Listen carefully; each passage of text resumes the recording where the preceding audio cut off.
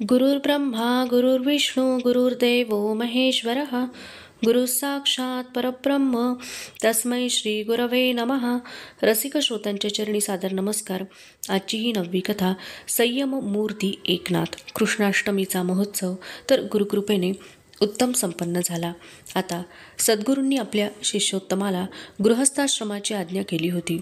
उत्सवाला येतानाच त्यांनी त्रिविक्रम शास्त्री, गिरिजा आणि उद्धवाला बरोबर आणले होते. त्या काळाचा विचार करता नाथांच्या विवाहाला विलंबच लागला होता. त्रिविक्रम शास्त्री आणि दुर्गाबाईंची कन्या गिरिजा हिच्याशी नाथांचा थाटामाटात विवाह झाला. विवाह वैजापूरला झाला. पैठणला वराच्या वऱ्हाडासोबत उद्धवाला. हा गिरिजेचा दूरचा नातलग होता.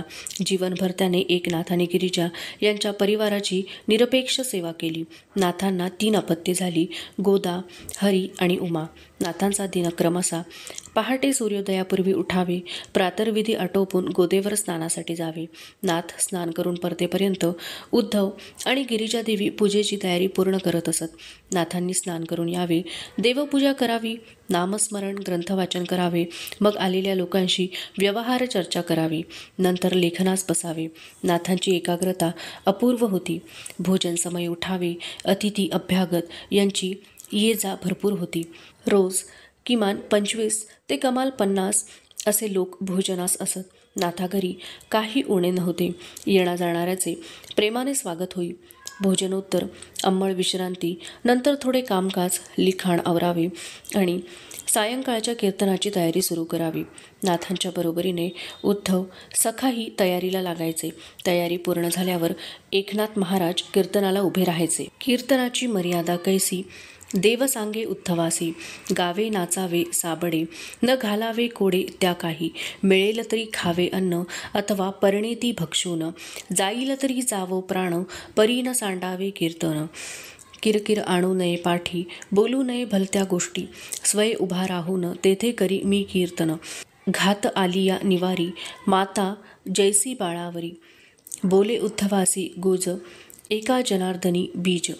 नाथांच्या घरासमोरील अंगणात नाथ कीर्तनाला मोठी गर्दी व्हायची. त्या गर्दीमध्ये भेदभाव नसे. सर्व जाती जमातीचे लोक मांडीला मांडी लावून बसत असत. नाथ महाराज गात अद्वैत तत्व: हरी कीर्तने चित्तशुद्ध, जाय भेद निरसुनी, कामक्रोध पळती दुरी, होत भोवरी महापापा, गजरे हरीचे कीर्तन, पशु पक्षी होती पावन, स्त्री पुरुष अधिकार, कीर्तन सार कलियुगी, एका जनार्दनी उपाय, तरावया भवनदीसी.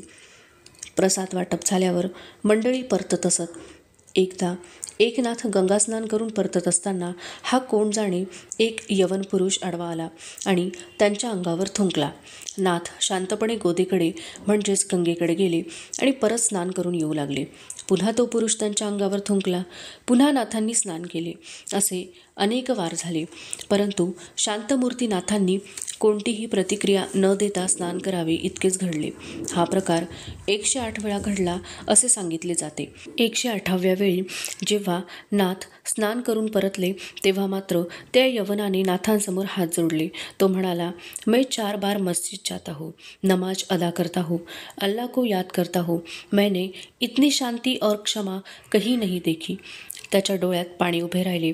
महाराज, मैंने बड़ा पाप किया है, मुझे दंड दो, मुझे शासन करो. त्याने नाथ चरणांवर मस्तक ठेवले. आपल्या खांद्यावर असलेल्या उपरण्याने त्यांनी त्याचे डोळे पुसले. मोठ्या प्रेमाने ते म्हणाले, मी तुमच्यावर रागावलेलोच नाही, उलट तुमच्यामुळं आज मी 108 वेळा गंगास्नान केलं. किती पुण्यसंचय झाला बघा. तुम्ही मशिदीत जाता, आम्ही मंदिरात जातो. विविध मूर्ती, विविध रूपात आम्ही ईश्वराला पाहतो. तुमचा अल्लाह आणि आमचा निर्गुण निराकार ईश्वर एकच आहे. फक्त आपल्या उपासना पद्धती भिन्न आहेत. आपण सारे आणि ही सारी सृष्टी या एकेश्वराची निर्मिती आहे. मग तुमच्या माझ्यात तो भेद कोणता? हा प्रकार सुरू असताना अनेक लोक जमा झाले होते. नाथांना आता राग येईल, नंतर येईल असा अंदाज ते करत होते. आपापसात चर्चा करत होते. पण नाथांना क्रोधाने शिवले सुद्धा नाही. त्या यवनाच्या मनात एकनाथांबद्दल अतीव आदर निर्माण झाला. नाथांचे मन मात्र निरभिमानी, शांत, प्रसन्न होते. तो गृहस्थ डोळे पुसत पश्चात्तापाने निघून गेला. लोकांनी मात्र थक्क होऊन नाथांना दंडवत घातला. मन मनासी होय प्रसन्न, तेव्हा वृत्ती होय निरभिमान. पावोनी गुरुकृपेची गोडी, मना मन उभवी गुढी. साधके संपूर्ण, मन आवरावे जाण. एका जनार्दनी शरण, मने होय समाधान. साऱ्या पैठण गावात नाथांच्या संयमाची चर्चा सुरू झाली. त्या काळी जरी पैठण हे लहान गाव असले तरी ते तीर्थ मानले जात असे. इथे येऊन लोक खूप दानधर्म करीत, बरेच गरीब याचक काही मिळेल या अपेक्षेने या गावी येत असत. असाच एक गरीब ब्राह्मण एके दिवशी सकाळी पैठणात आला. अंगात विटलेले धोतर, 10 ठिकाणी ठिगळे असलेला सदरा, पोट खपाटीला गेलेले, अत्यंत कृश असा देह. पारावर 3-4 रिकामटेकडी मंडळी बसली होती. हा त्यांच्या जवळ गेला. हात पसरून म्हणाला, काही पैसे मिळतील का भिक्षा म्हणून? भिक्षा म्हणून पैसे? त्यातला एक उद्गारला. पैसे कशाला हवेत तुम्हाला? मुलीचं लग्न करायचंय, सगळं ठरलंय, फक्त पैसे नाहीत म्हणून अडलंय. मुलाची मुंज करायची आहे, त्याचंही मुंजीचं वय उलटून गेले. पैठण तीर्थक्षेत्र आहे, इथं काही सोय होईल म्हणून आलो होतो, काही मदत कराल का? तो काकुळतीला येऊन म्हणाला. मंडळी तरुण होती. नुकताच त्यांनी नाथांच्या संयमाचा प्रसंग ऐकला होता. त्यातला एक तरुण म्हणाला, किती पैसे लागतील एकूण? तो ब्राह्मण हात जोडून म्हणाला, अहो, सगळे एक रकमी पैसे मी तुमच्याकडं कसं मागीन? थोडे थोडे गोळा करून व्यवस्था करावी म्हणतो.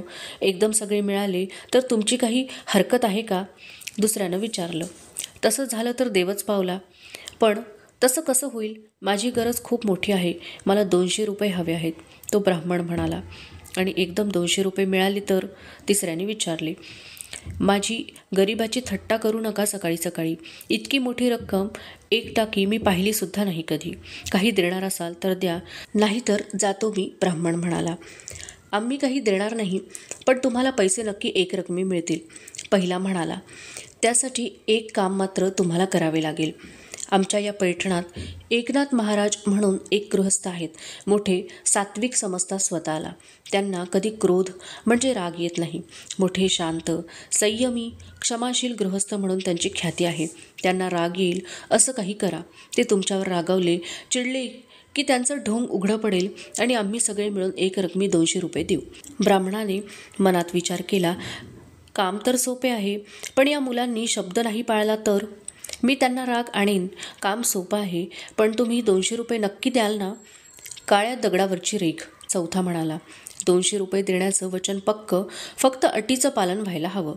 या पिंपळ वृक्षाची शपथ घेऊन सांगतो, या आमच्या वचनात बदल होणार नाही. ब्राह्मणाने मुलांचे आव्हान स्वीकारले. नाथांचा वाडा शोधायला त्याला वेळ लागला नाही. तो थेट वाड्यात शिरला. उद्धव सोप्यात होता. त्याला ब्राह्मणाने विचारले, एकनाथ महाराज कुठं आहेत? नाथांची ती पूजेची वेळ होती, ते देवघरात पूजा करतायत. उद्धव उत्तरला. देवघर कुठं आहे? ब्राह्मणाने विचारले. उद्धवाने अंगुली निर्देश करून दाखवले. तो ब्राह्मण पायातील चपलेसकट देवघरात शिरला आणि थेट नाथांच्या मांडीवर जाऊन बसला. नाथांची आरती झाली. नाथ सौम्य स्वरात म्हणाले, आता जरा उठूया का? प्रसाद घ्यायचा ना? ब्राह्मण निराश झाला. जोडे घराबाहेर ठेवून तो आत आला. नाथांनी त्याला प्रसाद दिला आणि म्हणाले, आपण कोण? कुठून आलात? मी सोमनाथ, इथून जवळच्या गावाहूनच आलो, खालच्या स्वरात ब्राह्मण म्हणाला. मग त्याच्या लक्षात आले की आपले चुकले. न कळत आपण आपले खरे नाव सांगून टाकले. अशा चुका करून उपयोग नाही. माणूस वेगळा दिसतोय, जरा वेगळाच उपाय करायला हवा.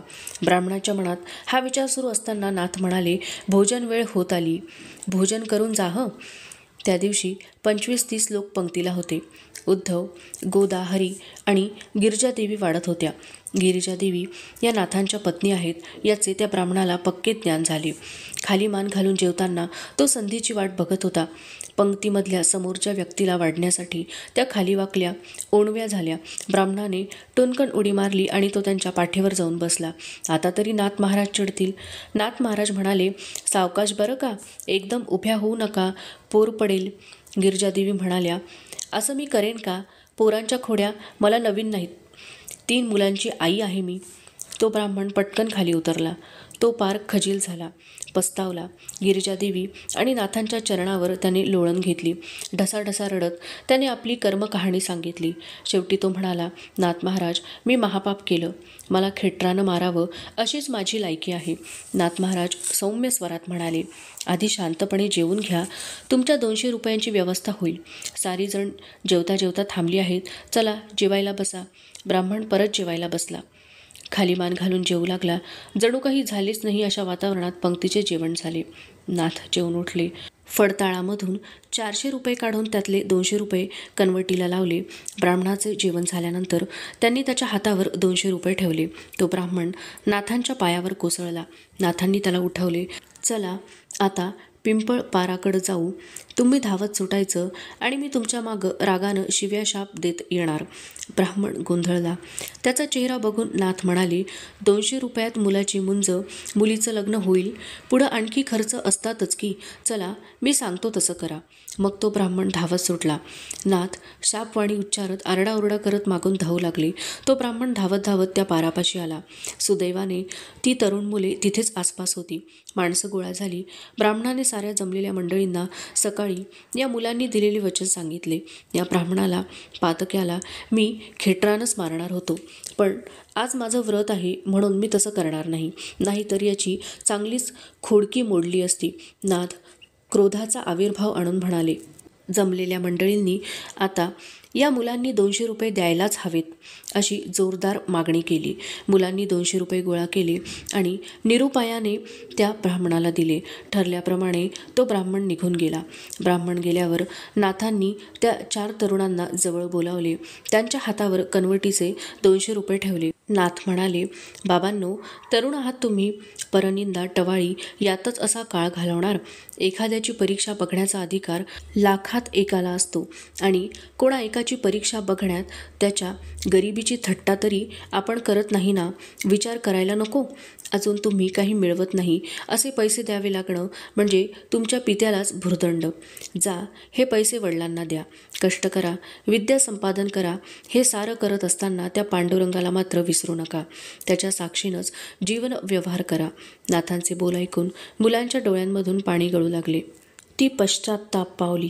त्यांनी आपली मस्तके नाथचरणी ठेवली. जमलेली सारी मंडळी नाथांची स्तुती करत पांगली. नाथ निजानंदाने गात घरी परतले. वादविवाद अतिवाद नावडे कोणाचाही संबंध. बोल एक आम्हा बोलणे, वाचे विठ्ठलूची म्हणे. आणिकाची चाडचित्ती, नाही नाही का त्रिजगती. शरण एका जनार्दना, विठ्ठल भरलासे व्यापुनी. धन्यवाद.